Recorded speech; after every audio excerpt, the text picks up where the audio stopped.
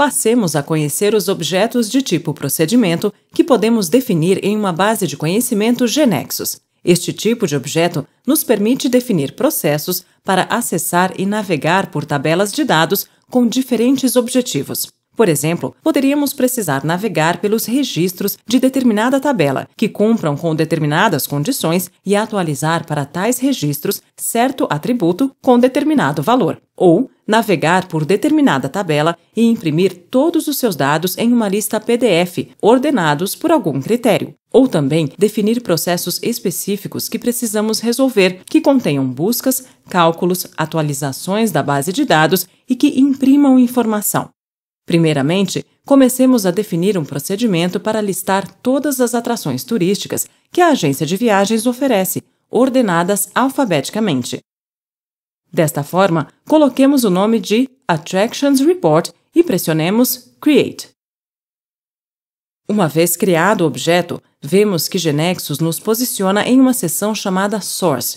Aqui é onde escreveremos comandos e ordens que permitam ao processo cumprir o objetivo para o qual criamos. Em nosso caso, imprimir uma lista de atrações turísticas.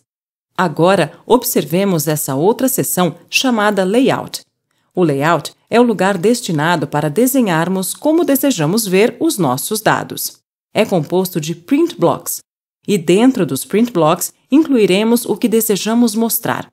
Podemos querer mostrar títulos, linhas, imagens, assim como também valores de atributos ou variáveis.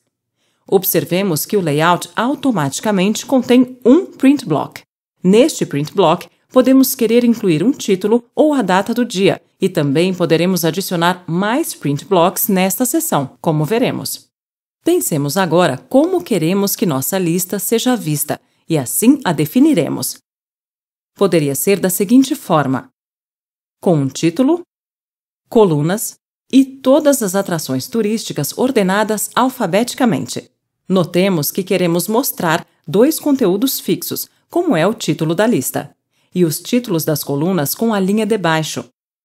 E depois, a informação que queremos mostrar das atrações, a qual mudará linha a linha, já que queremos mostrar os dados que tenhamos armazenados em nossa base de dados. Poderíamos definir, então, 3 print blocks. Em um deles, incluiríamos o título da lista, outro para mostrar os títulos das colunas com a linha debaixo, e um terceiro print block, no qual mostraríamos os dados das atrações turísticas. Comecemos a definir isso. Podemos usar o print block que foi criado quando criamos o objeto procedimento. Vamos criar dentro do mesmo o título. Comecemos inserindo um retângulo de cor celeste. Para isso, selecionamos a Toolbox, arrastamos um controle Rectangle e vamos modificar sua cor de fundo. Para isso, buscamos a propriedade Back Color e escolhemos a cor Light Blue. Agora, incluiremos dentro do retângulo o texto Attractions Report. Para isso, novamente a partir da Toolbox, arrastamos um controle Text Block sobre o retângulo e editamos a propriedade Text do Text Block. Escrevemos aqui Attractions Report. Modificamos sua fonte e ficou como pretendíamos. Nomearemos este print block com um nome claro, que detalhe o que mostra. Selecionamos as propriedades do print block e editamos sua propriedade Name, dando-lhe o nome Title. Agora vamos criar outro print block para incluir nele os títulos das colunas com uma linha abaixo. Se pressionarmos o botão direito do mouse sobre determinado print block e selecionarmos Insert Print Block, será inserido um novo print block debaixo deste. A ordem dos print blocks no layout não é importante, já que não será necessariamente a ordem na qual serão impressos. Definimos quando imprimir cada print block no código que escrevemos no source do procedimento. Veremos isso em breve. Damos a este print block o nome Column Titles. E agora inserimos nele um text block para cada texto que queiramos mostrar como título da coluna. Este text block.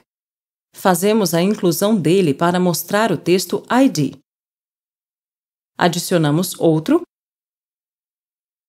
para mostrar o texto Name. E agora outro para mostrar o texto Country. Por último, inserimos uma linha debaixo desses títulos de colunas. Vamos à Toolbox, escolhemos o controle chamado Line e o arrastamos sobre o Print Block. Depois, cliquemos no extremo e, sem soltar, arrastamos até o tamanho desejado. Agora nos falta adicionar o terceiro Print Block que havíamos dito, para mostrar os dados das atrações turísticas. Assim, vamos inserir mais um Print Block e dar-lhe o nome Attractions. Como os dados estão armazenados em atributos, vamos à Toolbox, selecionamos um controle do tipo Attribute Variable e o arrastamos para baixo do título ID e escolhemos que mostre o atributo Attraction ID. Também podemos inserir atributos em um Print Block selecionando Insert Attribute. É aberto este diálogo de seleção e podemos adicionar vários atributos juntos. Selecionamos, por exemplo, Attraction Name e Country Name. Pressionamos OK e logo os movemos e localizamos onde desejamos exatamente. Muito bem, já temos pronto o desenho de como queremos que a informação seja distribuída na lista. Agora, falta escrever o código necessário para que se obtenha a informação apropriada da base de dados e os print blocks sejam impressos na ordem adequada. Selecionamos a seção Source para defini-lo. E o primeiro que queremos que seja impresso é o título do relatório. Assim, escrevemos Print Title. Como as instruções que escrevemos no Source serão executadas de cima para baixo, esta ordem será a primeira a ser executada. Estamos indicando com essa instrução que se imprima o conteúdo do Print Block Title, ou seja, o título da lista. O comando print sempre deve ter como continuidade o nome de um print block definido no layout. O nosso desejo seguinte é imprimir os títulos das colunas. Dessa forma, temos que dar a ordem de imprimir o Print Block Column Titles. Escrevamos Print Column Titles.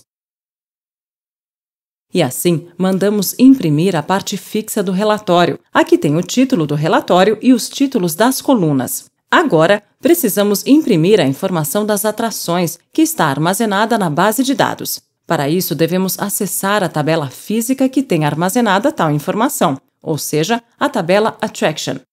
O comando que nos permite acessar uma tabela física é o comando FOREACH.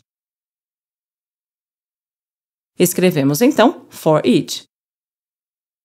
E como queremos imprimir o conteúdo dos atributos Attraction ID, Attraction Name e Country Name, escrevemos a ordem para imprimir o Print Block Attractions, que contém tais atributos. E logo fechamos o comando FOREACH com a instrução AND4. Pronto! Mas, um momento. Em que parte dizemos ao GeneXus que tem que navegar pela tabela Attraction e que para cada atração deve acessar a tabela Country para obter o nome de seu país para poder listá-lo? Ou, colocado de outra maneira, onde dizemos ao GeneXus que queremos que a tabela base do FOREACH seja Attraction? Em nenhum lugar. O único que fizemos foi indicar quais atributos queremos listar e GeneXus encarregou-se de determinar o resto. Fácil, não? Está certo! Vamos executar o relatório para testá-lo. Primeiro, temos que definir algumas propriedades necessárias para que a lista seja impressa com formato PDF. Vamos às propriedades do relatório, do objeto procedimento em Main Program. Selecionamos True. Depois, em Main Object Properties, selecionamos Call Protocol e escolhemos HTTP. Por último, temos que inserir a regra Output File na seção de regras. Selecionamos Insert Rule e escolhemos a regra Output File. Completamos colocando o nome do arquivo da lista attractionsreport.pdf e o formato que vamos usar, PDF. E já podemos executar o relatório. Pressionamos sobre o objeto o botão direito do mouse e escolhemos Run with this only.